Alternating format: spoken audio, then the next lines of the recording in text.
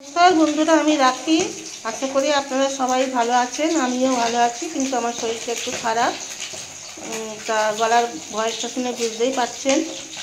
তা আমি আজকে একটু বকলি আলু দিয়ে এই কাটা পোনা মাছের তরকারি করব, সেটাই আপনাদের কাছে কী করে করছি আমি শেয়ার করছি। আমি মাছটা ভেজে নিচ্ছি। এখানে 3 পিস মাছ ভেজে রেখেছি, আর এই 1 পিস মাছ ভাজছি। 4 পিস মাছ ভাজবো।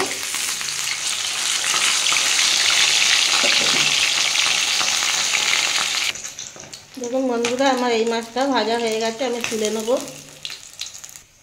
আমার মাছগুলো ভাজা হয়ে গেছে, আমি এই তেলের মধ্যে এবার বকলিগুলো ভেজে নেব।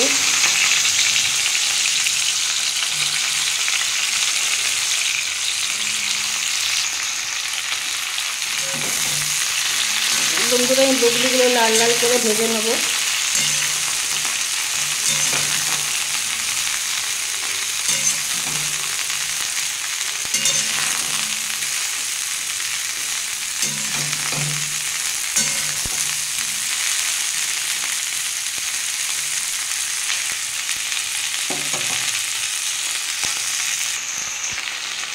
দেখুন বন্ধুরা, আমার বকলিটা ভাজা হয়ে গেছে।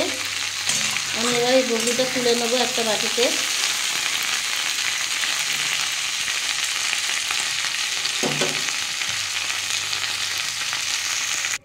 দেখুন বন্ধুরা, আমি বকলিটা তুলে নিয়েছি। এবার ওই তেলের মধ্যে আমি একটু শুকনো লঙ্কা, একটু তেজপাতা, একটু সাদা জিরে ফোড়ন দেবো, দিয়ে এটা একটু ভালো করে ভেজে নেব।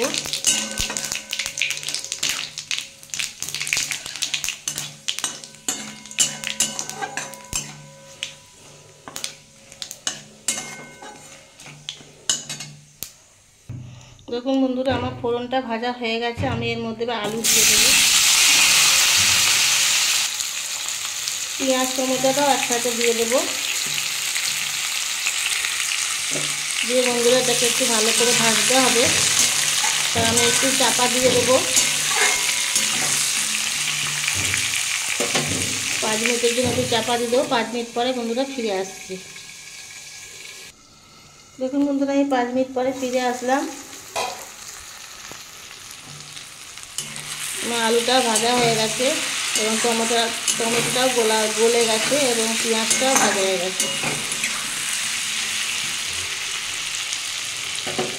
আমি এর মধ্যে আদা রসুনের পেস্টটা দিয়ে দেবো।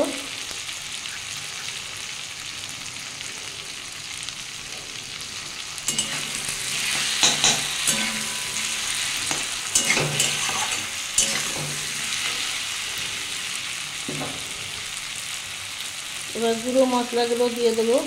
1 চামচ লঙ্কার গুঁড়ো, পরিমাণ মতো হলুদ, পরিমাণ মতো নুন,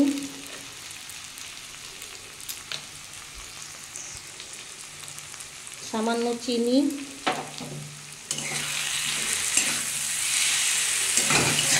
দিয়ে বন্ধুরা এটা একটু কষিয়ে নেব।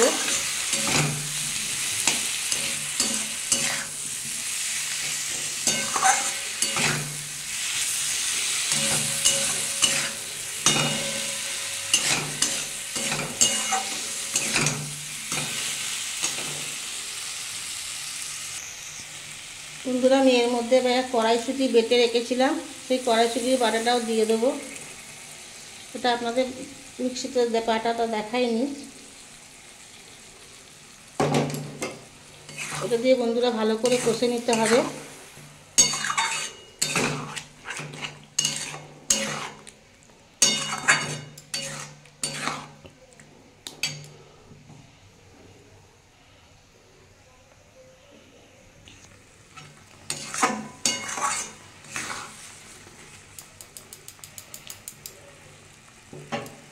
বন্ধুরা, আমি এবার এর মধ্যে ভাজা বগলিটা দিয়ে দেবো। দিয়ে এটা দিয়েও একটু কষে নেব।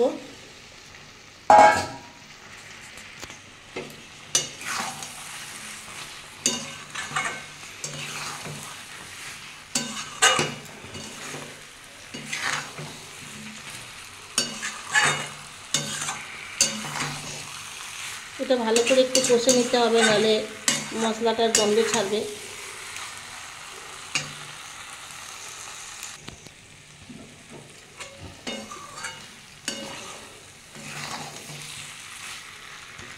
দেখুন বন্ধুরা, এটা আমার কষা হয়ে গেছে।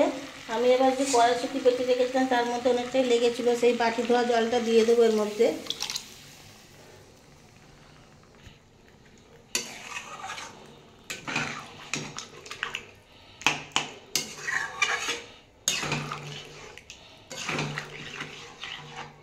বন্ধুরা, এই তরকারিটা খেতে অসাধারণ লাগে, একবার বানিয়ে দেখবেন।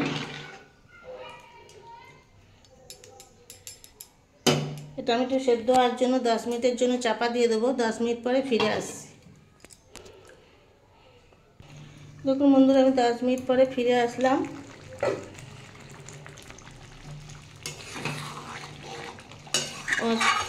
বকলি আলু সবই সেদ্ধ হয়ে গেছে। আমি এবার এর মধ্যে মাছগুলো দিয়ে দেবো।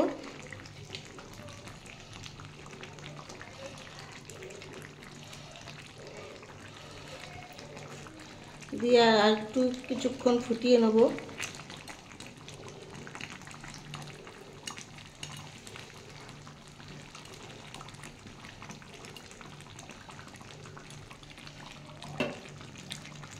দেখুন বন্ধুরা, আমার বকলি দিয়ে এটা রেডি হয়ে গেছে। আমি এবার উপর দিয়ে একটু গরম মশলা দিয়ে দেবো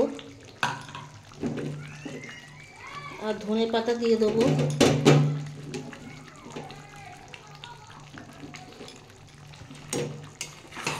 দিয়ে একটু নাড়িয়ে দেবো।